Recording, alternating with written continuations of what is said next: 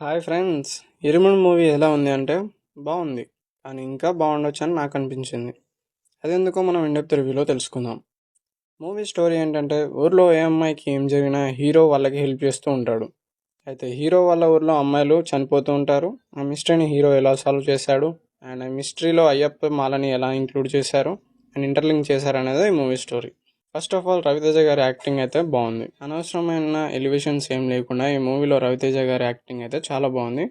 And ఇంతకు ముందు movies తోటి కంపేర్ చేస్తే ఈ మూవీ అయితే 100% బెటర్ అని చెప్పుకోవచ్చు. ఈ మూవీలో మెయిన్ కోర్ ఎలిమెంట్ ఏంటంటే ఫాదర్ అండ్ డాటర్ బాండ్. అది ఈ మూవీలో బాగానే వర్కౌట్ అయింది ఫస్ట్ హాఫ్లో. ఓవరాల్గా ఫస్ట్ హాఫ్ అయితే చాలా బాగుంది. సెకండ్ హాఫ్కి వచ్చేసరికి రైటింగ్ అయితే డౌన్ అయిందని నాకు అనిపించింది. సెకండ్ హాఫ్ నుంచి మనం ట్విస్ట్లు అయితే ముందే గెస్ చేస్తూ ఉంటాం.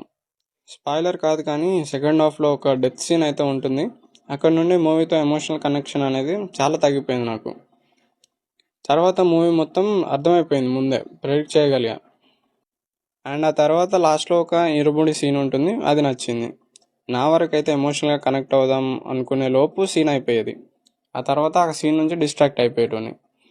సో ఎమోషనల్ కనెక్షన్ అనేది ఈ మూవీలో తగ్గిపోయింది. దానివల్ల మూవీ మీద ఒపీనియన్ కొంచెం మిక్స్డ్గా ఉంది నాకైతే. పాజిటివ్స్ విషయానికి వస్తే, రవణ యాక్టింగ్ అయితే బాగుంది. వాళ్ళ కూతురు యాక్టింగ్ కూడా చాలా బాగుంది. అండ్ వైఫ్ క్యారెక్టర్లో చేసిన హీరోయిన్ యాక్టింగ్ కూడా ఓకే ఉంది.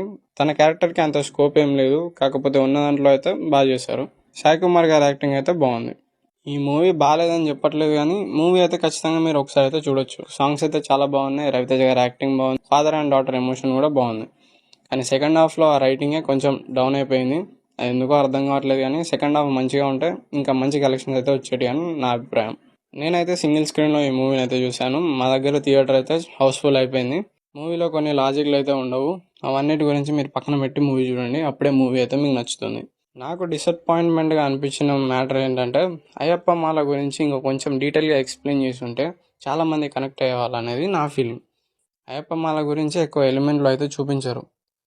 జస్ట్ మందు మానేయడానికి అయ్యప్ప మాల వేశారు అన్నట్టు మాత్రమే చూపిస్తారు.